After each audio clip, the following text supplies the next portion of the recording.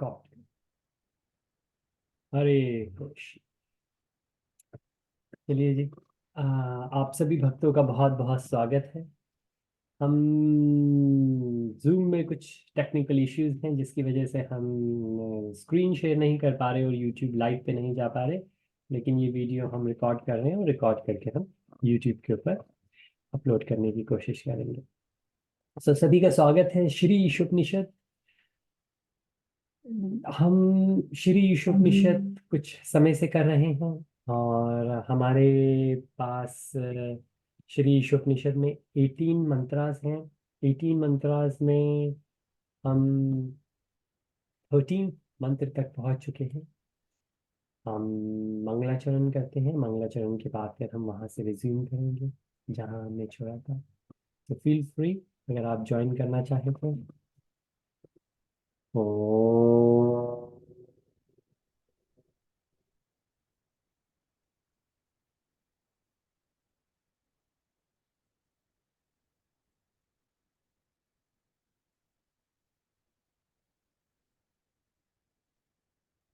ज्ञानातिमिरन्दस्य स्य ज्ञानञ्जनशलाकया चक्षुरुन्मीलितं येन तस्मै श्रीगुरुवे नमः।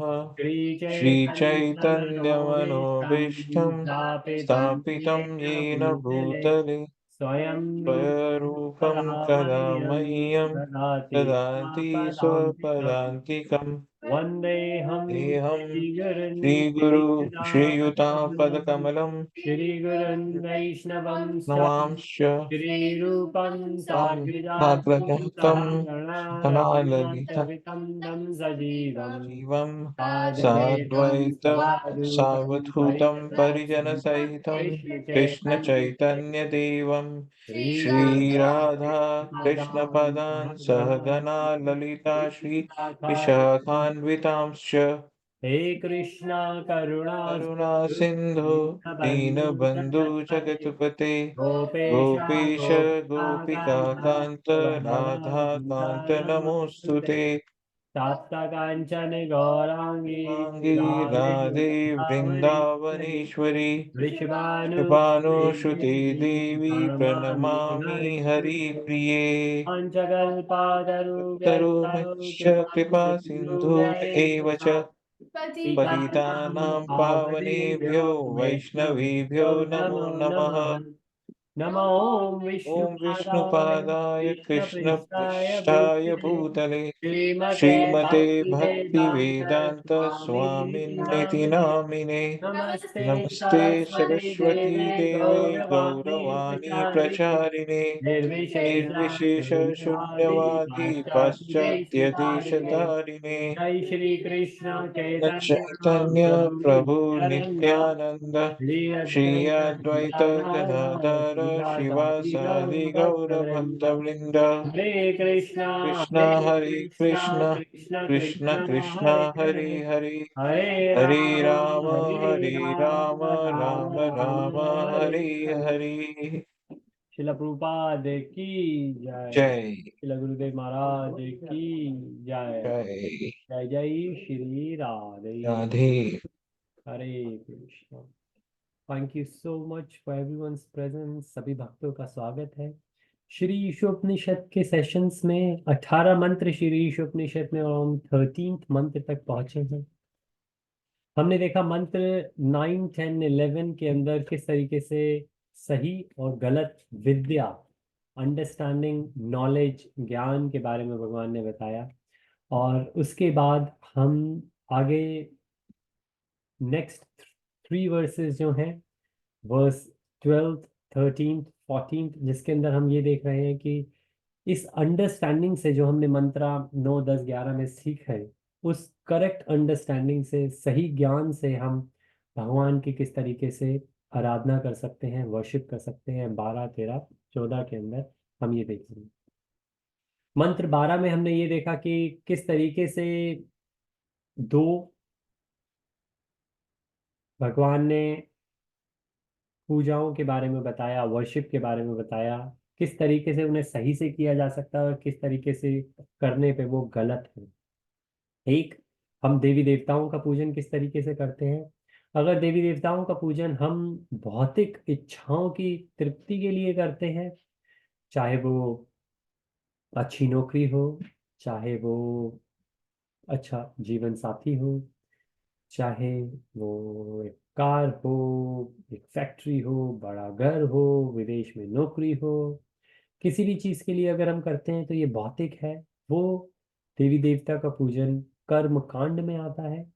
और भगवान श्री कृष्ण भगवत गीता में बताते हैं कि जितने भी मार्ग हैं, जितने भी ग्रेजुअल स्टेप्स हैं, उसमें कर्म कांड सबसे नीचे है। भगवान कहते हैं कि भक्ति करो, भक्ति नहीं कर सकते, ज्ञान मार्ग अपनाओ, सन्यासी बन सकते हो, ब्रह्मचारी बन सकते हो, आप ध्यान मार्ग कर सकते हो, अष्टांग योग कर सकते हो, आप निष्काम कर्म योग कर सकते हो, आप कर्म योग कर सकते हो। अगर ये कुछ नहीं होता तो चलो फिर अर्जुन कर्म कांड ही कर लो। ये कर्म कांड में भी आप अच्छे कर्म करोगे, लेकिन इन इच्छाओं के साथ में कि मुझे ये लाभ हो, वो कर्म कांड में आता है। तो कर्म कांड अगर बाकी सारी चीजें नहीं कर सकते, तब भगवान ने सजेस्ट किया है। लेकिन भगवान ये कहते हैं कि उससे ऊपर उठो, उससे ऊपर उठकर कर्म योग, निष्काम कर्म योग की कर्म करो, लेकिन फल की इच्छा ना करो। ये भगवान कर्म योग के अंदर बताते हैं। और फिर ध्यान, अष्टांग ज्ञान, और फिर आखिरी में भक्ति योग भगवान बताते हैं। तो वो देवी देवताओं का पूजन अगर हम इसलिए करें कि हमको अपने आध्यात्मिक जीवन में सफलता मिले। हम आध्यात्मिक जीवन के अंदर अगर हमें कोई रुकावटें आ रही हैं, कुछ बाधाएं आ रही हैं, उस रुकावटों को, बाधाओं को दूर करने के लिए देवी देवताओं का पूजन करें, तो वो फिर हम आध्यात्मिक रूप से मान सकते हैं कि श्री ईशोपनिषद मंत्र 13 के अंदर सही है। लेकिन अगर भौतिक इच्छाओं की वजह से करते हैं तो वो गलत है। इसी तरीके से हम देखें कि हम जब देखते हैं कि इम्पर्सनल ब्राह्मण की जो पूजन है, कि भगवान का कोई आकार नहीं है, तो अगर हम ये मान के चलें कि भगवान का कोई आकार है ही नहीं, तो जो लोग पूजा करते हैं भगवान के आकार की, वो गलत है। अगर हम इस मनोस्थिति, इस मेंटल अप्रोच से चले, तो वो गलत है। लेकिन अगर हम ये माने कि जिस तरीके से सूरज है, सूरज की रोशनी सब जगह है, और सूरज की रोशनी सब जगह है, तो इसलिए हम कह सकते हैं कहीं सूरज भी है। इस तरीके से हम ये माने कि इस भौतिक संसार में हर चीज, लिविंग और नॉन लिविंग, जो जीवित है, जड़ या जीवित, कोई भी ऐसी चीज जो एग्जिस्ट करती है मटेरियल भौतिक संसार में, उसका जो अस्तित्व है वो भगवान की वजह से ही है। तो हम समझ सकते हैं कि वो भगवान की ऐसी शक्ति जो हमें दिख नहीं रही, लेकिन वो, उसके पीछे भगवान है। तो अगर हम उसको रियलाइज करें और उसकी, जैसे भगवान ने कहा भगवत गीता में, पानी का मैं स्वाद हूँ।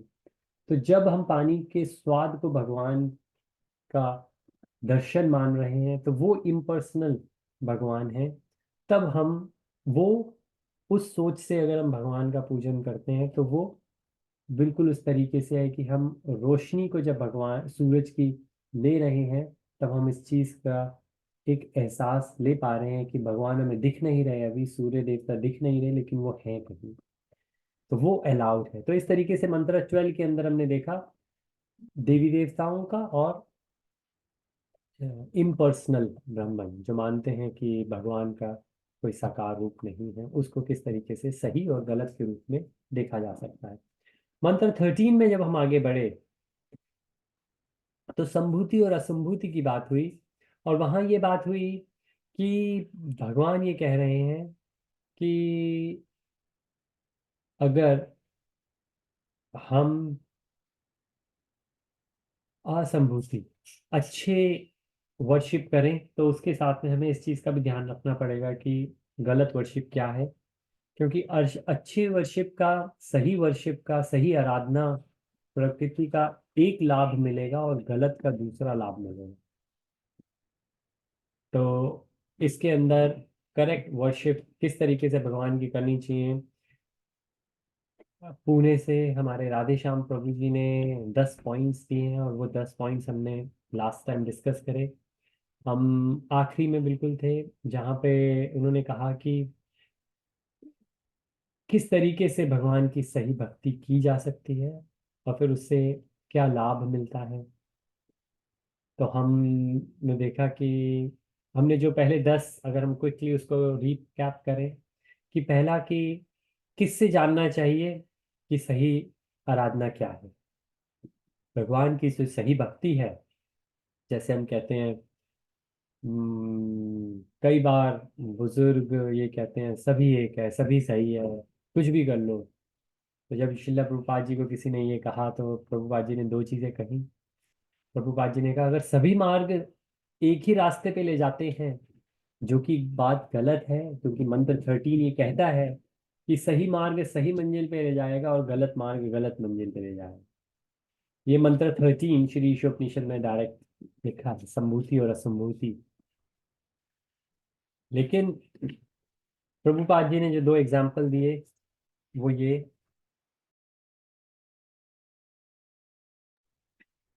प्रभुपाद जी ने दो जो एग्जाम्पल दिए वो ये, प्रभुपाद जी ने कहा अगर सही, अगर सभी रास्ते एक ही मंजिल पे जाते हैं, सभी मार्ग सेम रिजल्ट देते हैं, तो भगवान कृष्ण ने इतने सारे मार्ग क्यों बताए। भगवान ने अर्जुन को ये क्यों कहा कि इससे अच्छा ये है और इससे अच्छा ये है, और अगर ये नहीं कर सकते तो कम से कम ये कर लो, और ये भी नहीं कर सकते तो कम से कम ये कर लो। भगवत गीता में दो जगह ये बताया है कि सारे स्टेप्स दिए हैं कि इससे अच्छा ये है, इससे अच्छा ये है, इससे अच्छा ये है। और एक जगह ये बताया है कि अगर ये नहीं कर सकते तो ये कर लो, ये नहीं कर सकते तो ये कर लो, और उसी ऑर्डर को रिवर्स में बताया है। तो अगर सभी मार्ग सेम हैं तो भगवान ने इतने सारे मार्ग क्यों बताए, भगवत गीता की जरूरत ही क्या थी। अर्जुन ने जब पूछा तो भगवान कह रहे थे डजेंट मैटर, कोई फर्क नहीं पड़ता, जो आपके मन में है वो करो, क्योंकि सारे रास्ते एक ही जगह जाएंगे। आपको लड़ाई करनी है करो, नहीं करनी मत करो। आपको यहाँ पे अपने क्षत्रिय धर्म का पालन करना है तो कर लो, और नहीं करना, और जैसे आप कह रहे हो कि गांडीव छोड़ के मैं मेडिटेशन करने जाऊंगा, वो करना है वो कर लो आप, कोई दिक्कत की बात नहीं है, सभी मार्ग। लेकिन भगवान ने कहा नहीं, अपनी रिस्पॉन्सिबिलिटी छोड़ के नहीं जा सकते। तो ये पहला उदाहरण प्रभुपाद जी ने कहा। और दूसरा प्रभुपाद जी ने एक प्रैक्टिकल एग्जाम्पल दिया कि अगर आपको कोलकाता जाना है तो कोलकाता की ट्रेन में, कोलकाता की फ्लाइट में बैठोगे, और अगर मुंबई जाना है तो मुंबई की ट्रेन या मुंबई की फ्लाइट में बैठोगे। ऐसे नहीं कर सकते कि किसी भी फ्लाइट में बैठ जाओ और ये कहो कि सारे मार्ग सेम ही है, डेस्टिनेशन एक है। जो मार्ग आप लोगे उसका डेस्टिनेशन डिफरेंट है। और वही मंत्र 13 कह रहा है कि संभूति, एक सही वर्शिप, सही आराधना, और असंभूति, एक ऐसी आराधना जो सही नहीं है, उन दोनों के रिजल्ट अलग होंगे। जैसे हम अक्सर बात करते हैं कि भाई कैसा दिन गया आपका, आप अच्छे काम कर रहे हैं, तो किसी कोई कहता है कि हाँ मैंने जॉब करी, मेरी कर्म ही मेरी पूजा है। तो भगवत गीता में भगवान ने ऐसा कभी नहीं कहा कि कर्म, आपका जो ऑफिस का काम है जिससे आपको पैसे मिलते हैं वही आपकी पूजा है। लेकिन निष्काम कर्म योग के बारे में भगवान ने जरूर बताया है। और हाँ, ऐसा हो सकता है कि आपका जो ऑफिस का काम है वो निष्काम कर्म योग में ही ट्रांसफॉर्म हो जाए, परिवर्तित हो जाए। लेकिन उसके लिए हमें समझना पड़ेगा कि निष्काम कर्म योग है क्या। या कोई कहे कि हमने मॉर्निंग में उठ के भगवान की आरती कर ली, और शाम को भी हम एक आरती कर लेते हैं, और बस इतनी हमारी भक्ति रहती है। तो यहाँ पे बहुत क्लियर बताया गया है कि सभी जो पूजाएं हैं, क्योंकि यहाँ वर्शिप की बात हो रही है मंत्र 12 13 14 में, जो सभी पूजा हैं वो भक्ति में नहीं आती। कुछ पूजाएं जो सिर्फ, और इसका वर्णन है कि कुछ ऐसी पूजाएं जो सिर्फ इस वजह से किया जा रहा है, जिसको हम कहते हैं कि इंश्योरेंस पॉलिसी, कि देवी देवता बस हमारा ध्यान रखें, जो हमें दिया है बस उसको बना के रखें। तो वो पूजा करने के पीछे जो इंटेंशन है वो फियर है, वो जो है वो कर्म कांड में आएगी, वो भक्ति में नहीं आएगी। या हमें कुछ चाहिए, जैसे हमने बात करी मंत्र 12 के अकॉर्डिंग, उसके लिए हम पूजा कर रहे हैं, तो वो भी पूजा आराधना में नहीं आएगी, वो पूजा भक्ति में नहीं आएगी, वो पूजा हमारी कर्म कांड के अंदर आएगी। कि और इसके अंदर बहुत बहुत सब हैं, बहुत सारे एग्जाम्पल्स हैं कि आप ये करें तो ये हो जाएगा, और ये करें तो ये हो जाएगा। लेकिन जो भक्त भक्ति करता है, तो वो भक्त क्या हो जाएगा उसके लिए नहीं करते, वो भक्ति इसलिए करते हैं कि वो भक्ति उनको प्रिय है। या जैसे हमको गुरु महाराज जी ने कहा कि भगवान का नाम लो, पहली चीज, और फिर बाकी लोगों को प्रेरित करो भगवान का नाम लेने से।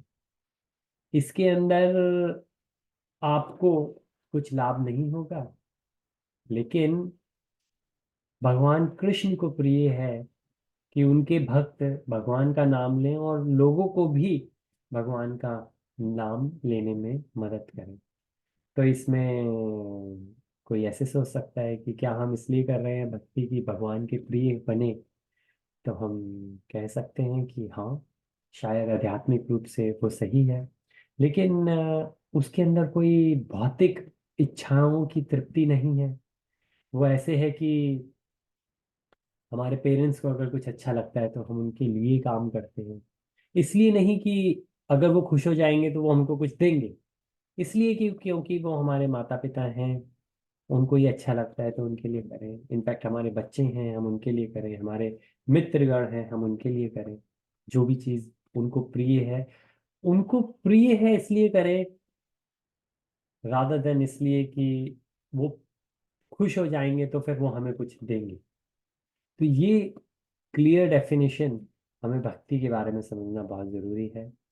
कि दो भक्त सेम भक्त की पोशाक पहने भगवान के सामने हाथ जोड़े खड़े हो सकते हैं।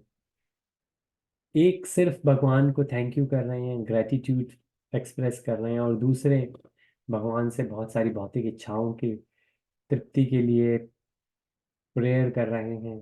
तो वो भगवान और भक्त के बीच में वन टू वन रिलेशन है, हमें पता ही नहीं लगेगा। हमें ऊपर से हो सकता है दोनों ही भक्त लगें, या इसके अपोजिट भी हो सकता है कि कोई जैसे बहुत सारे एग्जाम्पल आते हैं, हम देखते हैं।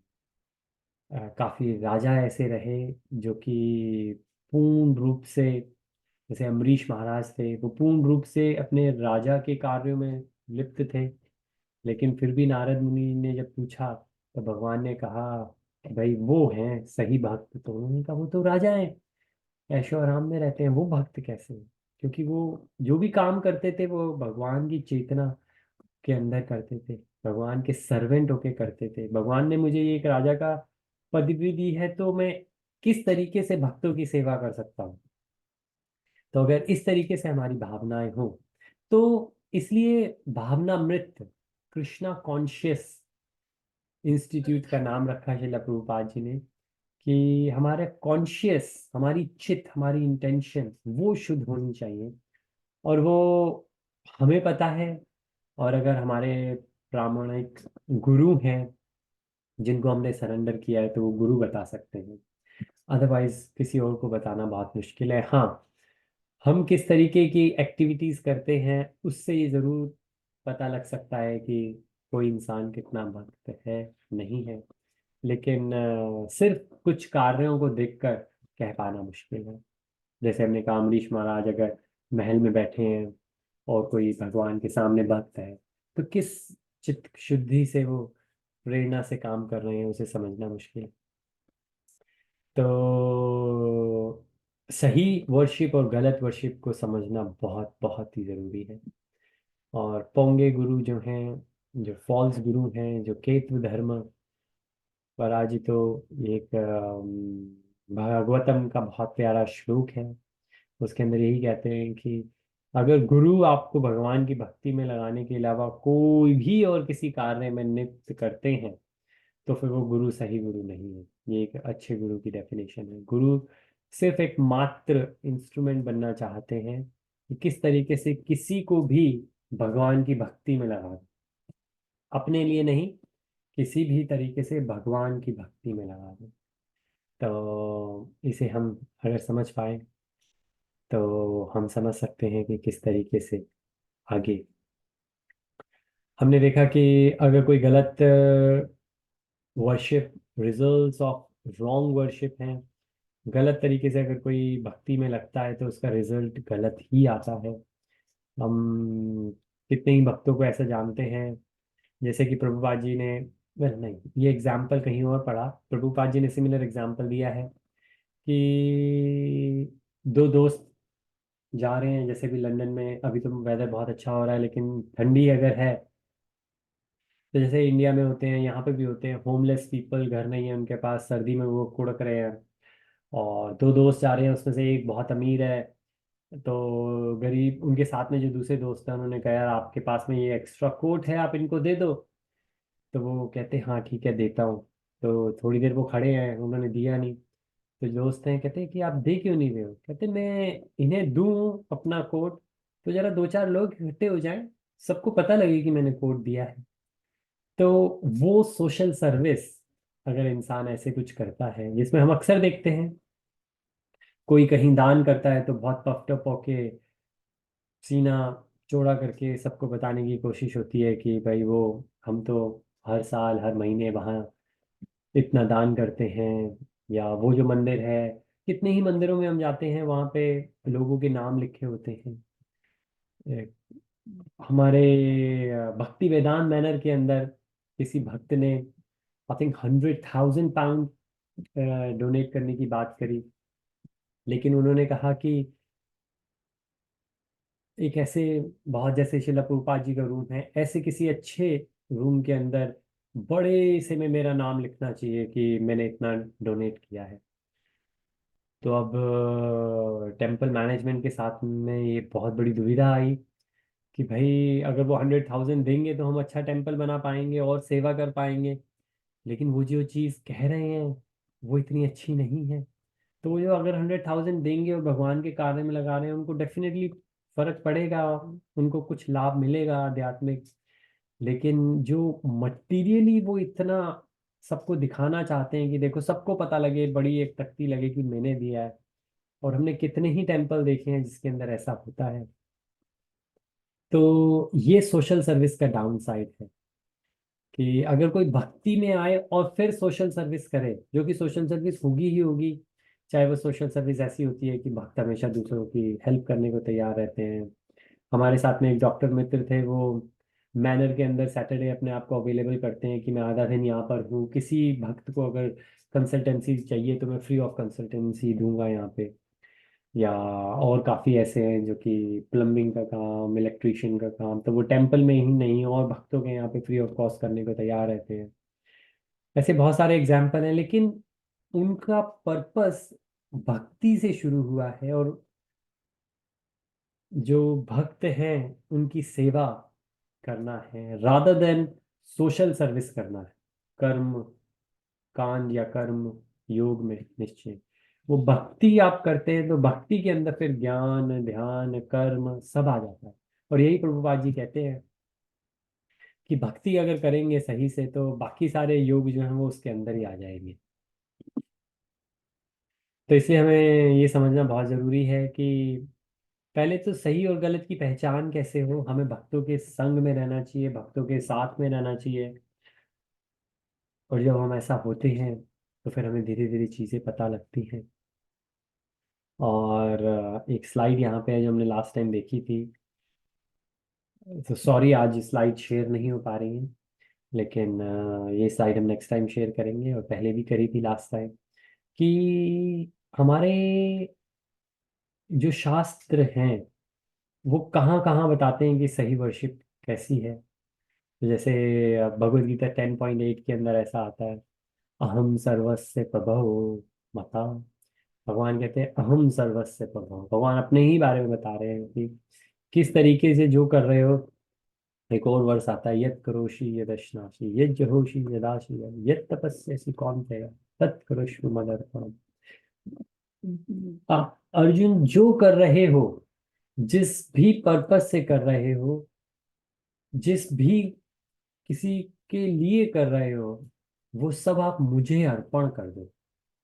मतलब आप एक इंस्ट्रूमेंट बन के कार्य करो, निमित्त मात्र।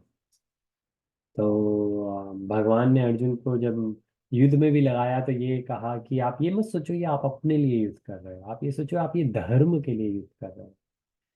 तो धर्म के लिए युद्ध कर रहे हो, फिर अगर आप जीत गए तो जीत गए, और अगर आप की वीर गति प्राप्त हो गई आपको यहाँ पे, तो भी आपको चिंता की जरूरत नहीं है, क्योंकि आपने धर्म के रक्षा के लिए अपने प्राण त्यागे। तो जितने भी यहाँ पे लोग हैं, धर्म के लिए अपने प्राण त्यागेंगे, उनका भला ही होगा।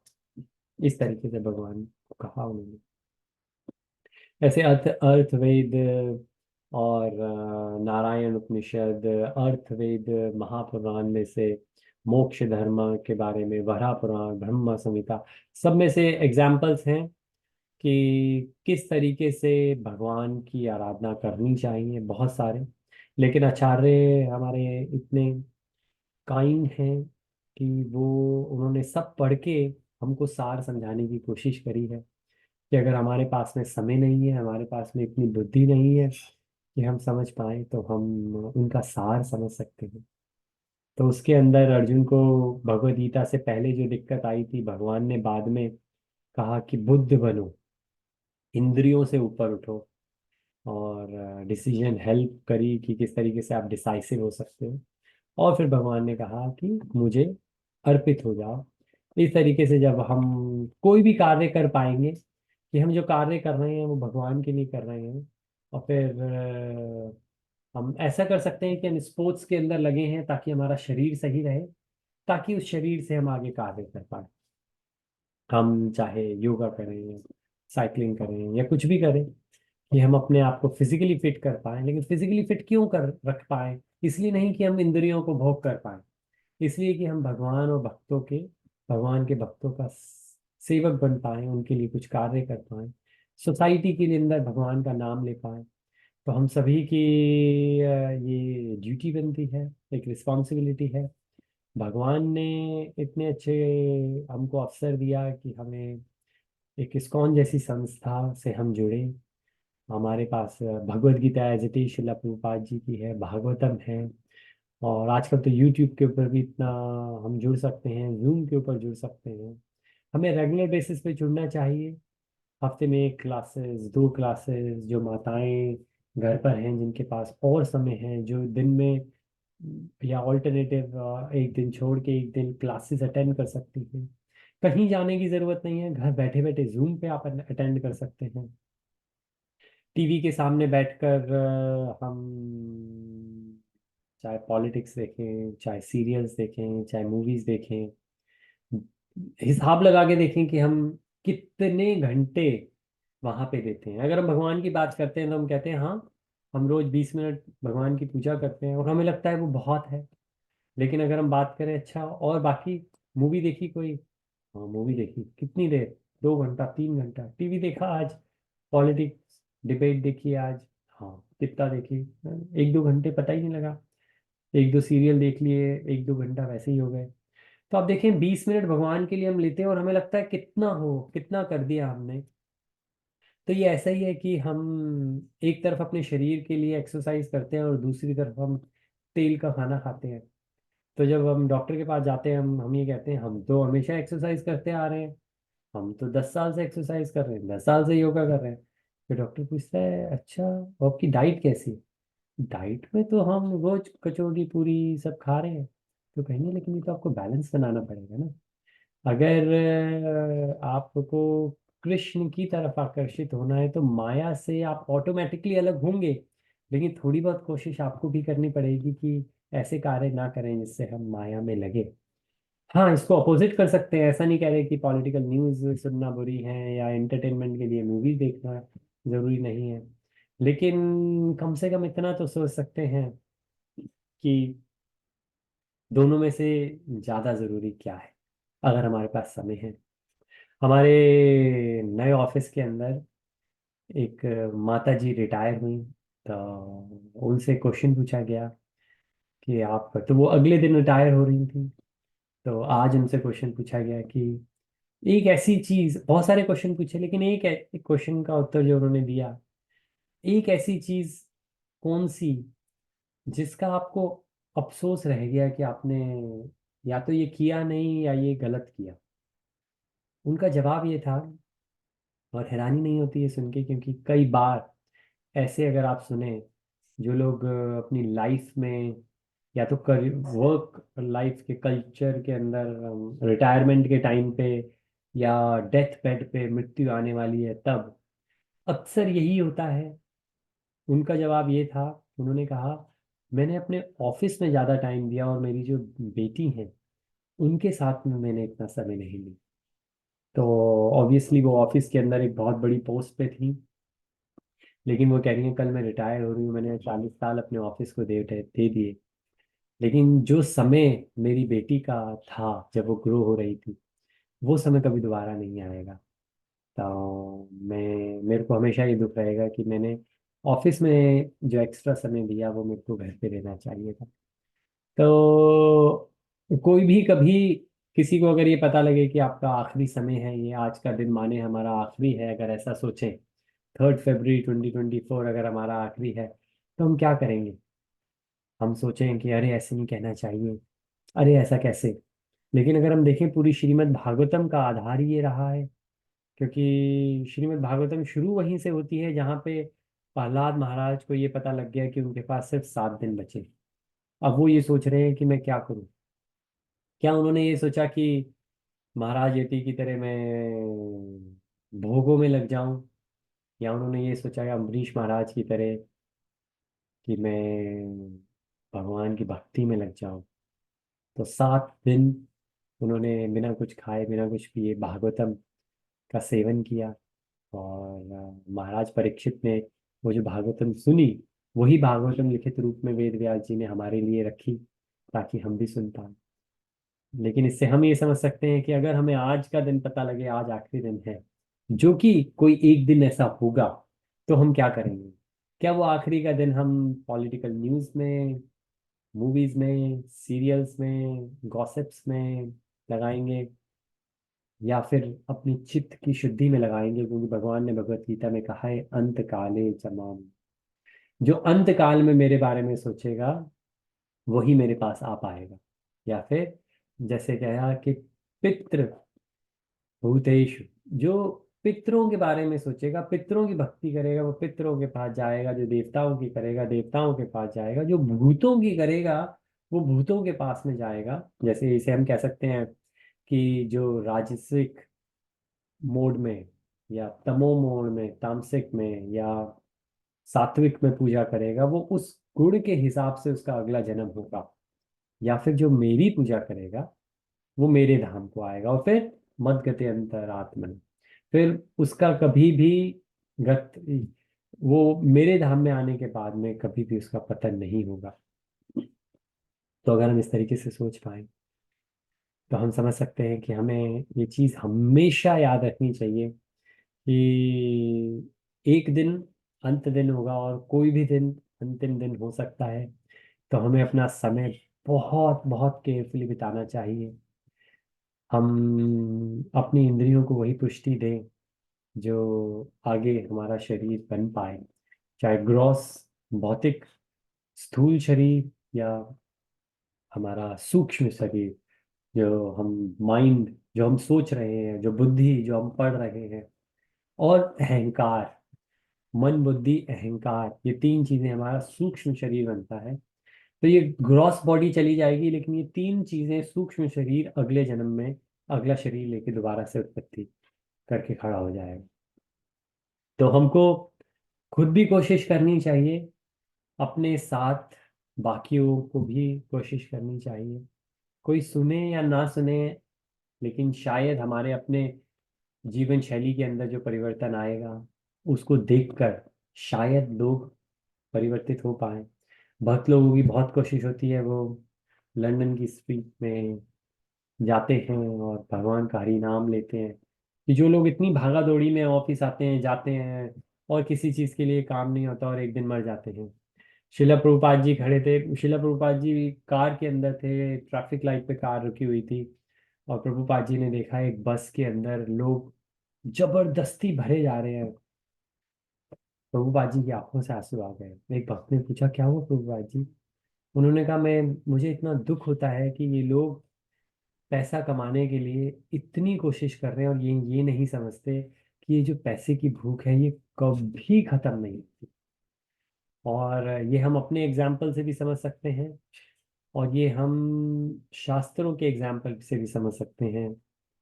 तो जो यदु महाराज थे, जिनको शाप मिला था उनके खुद के पिता से, जब उनके पिता ने कहा था कि मेरा बुढ़ापा अपने यौवन से चेंज कर लो, एक्सचेंज कर लो, तो उन्होंने मना किया। तो उन्होंने कहा आप कभी भी राजा नहीं बनोगे। इसलिए भगवान कृष्ण यदुवंशी थे, तो उनके वहां पे किसी को भी राजा बनने की मनाही थी कि अब आप राजा बनोगे तो ये अनऑस्पिशियस माना जाएगा। इसलिए भगवान कृष्ण ने जब कंस को मारा तो वो खुद राजा नहीं बने थे। उन्होंने कृष्ण के जो सॉरी जो कंस के पिता थे उनको वहां पे राजा बना दिया था।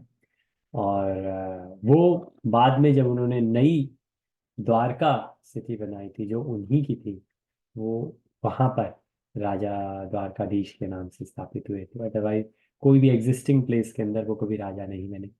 उन्होंने लिया नहीं अपने आप को राजा की पदवी।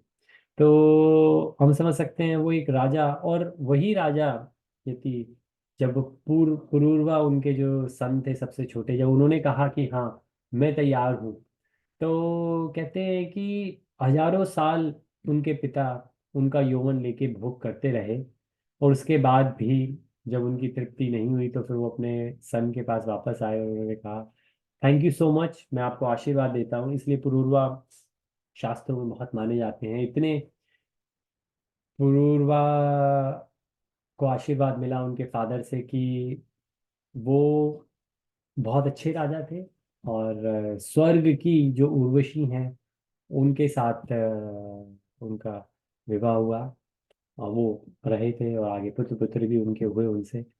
लेकिन जब उनके फादर आए और उन्होंने कहा मैं आपको आपकी जवानी वापस करना चाहता हूँ, अपना बुढ़ापा लेना चाहता हूँ, तब उन्होंने कहा कि मुझे इतने सालों भोग करने के बाद में ये समझ में आया कि जितना भी भोग करें वो पूरा नहीं हो सकता।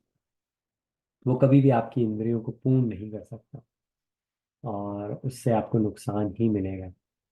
और हम बुद्धिज्म में ऐसा वर्णन है, एक शास्त्र है, उन्होंने जो लिखा है कि एक गोल्ड, जैसे मेरू पर्वत को हम गोल्ड का बना हुआ कहते हैं, एक पहाड़ जो सोने का बना है, और एक पक्षी, पिजन अगर हम माने, कबूतर माने, कबूतर के मुंह में चोंच में अगर एक कपड़ा आप रख दें, तो अगर वो कबूतर वो सोने के पहाड़ के ऊपर से वो कपड़ा लेकर जाएगा, उड़ता हुआ जा रहा है, वो कपड़ा वो सोने के पहाड़ पे रगड़ रहा है एक तरफ फिर दूसरी तरफ, कहते कि क्योंकि जब रगड़ होती है तो जो भी मटेरियल है वो थोड़ा सा कम होता है, कि जितना समय लगेगा वो कबूतर को उस कपड़े से वो सोने का पहाड़ खत्म करने में, उतना समय भी, उतने जन्म भी अगर कोई इंसान भोग करता रहे तो उसकी भोग की इंद्रियां की तृप्ति नहीं होगी। ऐसा भगवान बुद्ध और उनके फॉलोअर्स ने, और हमारे वैदिक शास्त्रों में भी इस चीज का डिफरेंट दूसरे एक एनालॉजी है जिसका एग्जाम्पल आता है। अब एक कबूतर एक कपड़े को एक नॉर्मल पत्थर के उसके ऊपर रगड़ेंगे तो भी कुछ खास नहीं होगा, और सोने के पहाड़ के ऊपर तो क्या ही होगा। और अगर होना शुरू भी हो जाए तो कितने अनगिनत जन्म लग जाएंगे। तो कहने का यही मकसद है कि जितना मर्जी हम इंद्रियों की तृप्ति में लगे वो पूर्ण नहीं होगा। तो यहाँ पे जो हम मंत्र 13 के अंदर बात कर रहे हैं वो यही कर रहे हैं कि जो जो भी उपासना हम कर रहे हैं, अगर उसके अंदर हमारी इच्छाएं ये हैं कि हमारी इच्छाओं की तृप्ति हो जाए ताकि हम भोग करें, और वो किसी भी लेवल का हो सकता है, वो इस लेवल का भी हो सकता है कि मेरे मेरे घर वालों की भगवान रक्षा करो, क्योंकि वो अटैचमेंट को आप सेव कर रहे हो। हाँ, आप जगत की सबकी एक पूर्ण रूप से इच्छा कर सकते हो कि भगवान सभी का, जैसे शांति पाठ होता है, शांति पाठ में आप किसी एक की इच्छा नहीं कर रहे, आप सभी जीव जंतुओं की और पूरे संसार में विदाउट एनी डिस्क्रिमिनेशन, जैसे हम कहते हैं सनातन धर्म यूनिवर्सल, कि आप उसके अंदर कोई डिफरेंशिएशन नहीं है कि अगर कोई आप हिंदू मुसलमान सिख ईसाई बुद्ध जैन किसी के बारे में, किसी एक गुट के बारे में आप अच्छी भावनाएं लाना चाह रहे हैं, आप सबके लिए, चाहे वो उड़ने वाला पक्षी, चाहे वो रेंगने वाला पक्षी, चाहे वो लिविंग है चाहे वो नॉन लिविंग है, तो ये शांति मंत्र दो तरीके के हैं, एक छोटा एक बड़ा है। और अगर आप उसको वर्ड्स उसके देखें तो इतने ब्यूटीफुल वर्ड्स हैं कि जब आप इच्छाएं कर रहे हैं तो आप सबके लिए इच्छाएं कर रहे हैं, उसके अंदर आपके ऑब्वियसली खुद फैमिली मेंबर्स भी आ रहे हैं।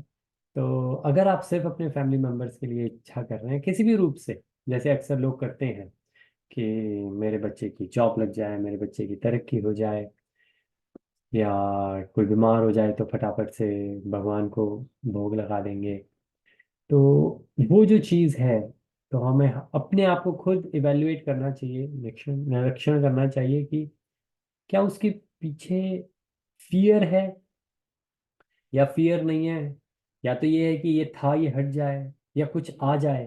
तो फियर नहीं है, डर नहीं है, तो क्या कुछ इच्छाएं हैं ऐसी जो हमारी पूर्ण हो जाए।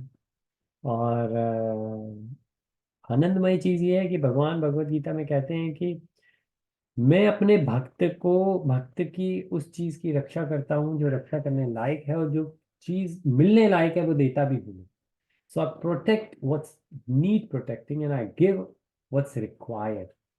तो लेकिन भक्त जब भगवान की पूजा करता है तो वो इन इच्छाओं के साथ नहीं करता। तो ये ऐसी चीज है कि मिलेगा तभी जब आपकी इच्छाएं पूर्ण हो जाएंगी। जैसे किसी ने कहा, सुना है स्वर्ग में कल्प वृक्ष है, कुछ इच्छा करो कुछ कल्पना करो वो आपको दे देगा। कहते हैं हाँ। कहते हैं तो बहुत अच्छा है। कहते हैं हाँ, लेकिन वहां तक पहुंचने के लिए आपकी सारी इच्छाएं खत्म होनी चाहिए, क्योंकि जब तक इच्छाएं हैं आप ये भौतिक संसार में ही रहेंगे। अब कल्प वृक्ष के सामने आप पहुंचे और आपकी कोई इच्छा ही नहीं है, तो उस कल्प वृक्ष के फायदा क्या है। और यही इसका आनंद है कि तब आप इच्छा ये कर सकते हैं कि कल्प वृक्ष आप मेरे को एक गार्लैंड, एक फूलों की माला दे दें, क्योंकि मुझे भगवान को चढ़ानी है।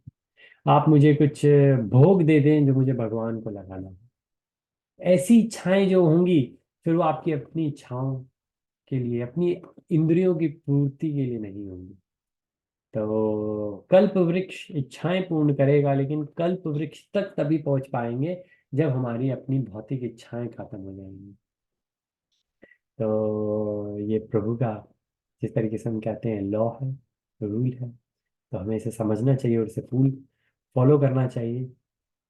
भगवान कहते हैं, भगवान भगवत गीता में वर्ड यूज करते हैं मूढ़। वो कौन से इंसान मूढ़ हैं जिनको भगवान पे भरोसा नहीं है। अब कैसे पता लगता है भगवान पे भरोसा नहीं है? जब ऑब्वियसली हम भगवान से मांगते हैं कोई चीज, जब एक बच्चा अपने माता पिता से आके चीज मांगता है, तो इससे यही लगता है कि या तो वो अपने माता पिता को जानता ही नहीं, ये विश्वास ही नहीं कि वो देंगे कि नहीं देंगे। जैसे घरों के अंदर होता है, बच्चे इस चीज की परवाह ही नहीं करते कि आज खाने को मिलेगा कि नहीं मिलेगा। हाँ, माँ बाप करते हैं। माँ बाप ये ध्यान रखते हैं कि आज के जो बनेगा क्या उसकी सब्जी घर पे है कि नहीं है, या मार्केट से कोई चीज लानी है, या कल ये बना था तो आज ये बनेगा। माँ बाप इस चीज की इच्छा करते हैं। बच्चे जब भूख लगती है आ जाते हैं, भूख लगी। क्यों? क्योंकि बच्चों को माँ बाप के ऊपर भरोसा है कि उनको बस भूख, और कई बार तो यही होता है अक्सर कि माँ बाप ही बुलाते हैं बच्चों को, आओ जी खाने का समय हो गया आ जाओ। बच्चों को इस चीज के लिए नहीं होता, बच्चों को सिर्फ अपने आप को माँ बाप के समर्पित करना होता है, जो कि डायरेक्टली या इनडायरेक्टली उन्होंने किया ही होता है। तो मूड कहा गया है कि भगवान के ऊपर जिसका भरोसा नहीं है उनको। तो अगर हमारा भगवान के ऊपर किस तरीके से धीरे धीरे भरोसा बनता है, जब हम कृष्णा कॉन्शियस की ABC एसोसिएशन, भक्तों से जितना एसोसिएशन हमारा बढ़ेगा, A फॉर एसोसिएशन, B हम जितनी बुक्स रीड करेंगे, भगवत गीता, भागवतम और आचार्यों की बहुत अच्छी अच्छी बुक्स हैं, और C हम जितनी चैंटिंग करेंगे, भगवान का नाम लेंगे। चैंटिंग एक ऐसी चीज है जो 1-to-1 रिलेशनशिप है भगवान के साथ में। और फिर D, जब हमारी डाइट अच्छी होगी, क्योंकि डाइट हम खाते हैं तो वो हमारा शरीर बनता है। जो चीज हमने खाई हमारे अंदर चली गई, क्या हुआ उसका, वो हमारा हिस्सा बन गया। तो हम किस चीज को अपना हिस्सा बनाना चाहते हैं। हमारे अगर बच्चा अगर किसी ऐसे बच्चे के साथ में है जिसका बिहेवियर अच्छा नहीं है, जिसके मैनर्स अच्छे नहीं है, हम कहेंगे उसके साथ में मत रहो। क्यों? क्योंकि उसका संग करने से वो आदतें अच्छी या बुरी आपके अंदर आ जाएंगी। तो अच्छे जो है, अच्छे लोगों के साथ में रहो ताकि अच्छी आदतें आएंगी। तो सोचें, जब हम अच्छी चीज खाएंगे तो हम अच्छे बनेंगे, हम बुरी चीज खाएंगे तो हम बुरे ही बनेंगे। और अच्छा और बुरा खाने में क्या है, वो भगवान ने चैप्टर 17 में बहुत अच्छे से बता रखा है कि तमोगुण के अंदर कौन सी चीजें होती हैं जो बहुत खट्टी होती हैं, बहुत कड़वी होती हैं, मिर्च होती हैं, वो तामसिक। फिर राजसिक क्या होता है, और फिर सात्विक क्या होता है। यार इतनी मजे की बात है कि अगर आप मॉडर्न साइंस के हिसाब से जाएं तो जो GP हम एक छोटी सा पैम्फलेट प्रिंट करके लेकर आए प्लांट बेस्ड डाइट के ऊपर, उसको अगर आप भगवत गीता के अंदर जो सात्विक डाइट है उससे मैच करें तो पूर्ण रूप से वो मैच होता है। जो जो डेफिनेशंस लिखी हैं कि इतने समय के अंदर ऐसे ग्रीन वेजिटेबल्स, और ऑब्वियसली शिला प्रभुपाद जी ने उसको और एक्सपेंड किया है। तो हमारे अपने शास्त्रों को अगर हम अच्छे से समझ पाए तो कोई भी ऐसा एरिया नहीं है जो कि छूट पाए। हमारी ग्रॉस बॉडी, हमारा स्थूल मन, बुद्धि, अहंकार, हमारी चेतना, कॉन्शियसनेस, और फिर हम जिस तरीके से लाइफ बिताएंगे इसमें, तो हमें इसको समझना चाहिए। हमें आचार्यों को समझना चाहिए और आचार्यों को समझ के हमको आगे चलना चाहिए। और हम यहीं पे विराम लेते हैं। हम नेक्स्ट टाइम तक जूम और सॉर्ट आउट करके रखेंगे, स्लाइड शेयर करेंगे और एग्जाम्पल शेयर करेंगे। तब तक आप से विनती है, आप भगवान का नाम लें, चैंटिंग करें, चैंटिंग को सुने, कीर्तन यूट्यूब के ऊपर बहुत सारे हैं, कीर्तन सुनते रहें। अगर आपके पास में बुक नहीं है तो बहुत सारे लेक्चर हैं। अभी प्रभु जी ने एक लेक्चर सुना जो व्हाट्सएप ग्रुप पे शेयर किया था। वो लेक्चर गृहस्थ के लिए बहुत इंपॉर्टेंट है, जो जो चीज़ें उन्होंने बताई हैं। तो मौका मिले वो लेक्चर सुने, वैसे बहुत सारे लेक्चर सुने, लोकल टेम्पल से जुड़े, और धीरे धीरे धीरे कृष्णा कॉन्शियसनेस में स्पिरिचुअल रूप से अपने आप को इम्प्रूव करने की कोशिश करें। आप इम्प्रूव करेंगे तो फैमिली इम्प्रूव करेगी, फ्रेंड्स इम्प्रूव करेंगे, the whole society will improve. So thank you so much for everyone's association, सभी का समय देने का बहुत बहुत धन्यवाद। और इसी के साथ शिला प्रभुपाद की जय, Hey, शिला गुरुदेव की जय। hey, जय जय Shri Radhe. Radhe. Hare Krishna everyone. Hare Hare Krishna. Krishna, Prabhuji. Thank you. Thank you so much प्रभु जी, धन्यवाद। हरे हरे। सभी भक्त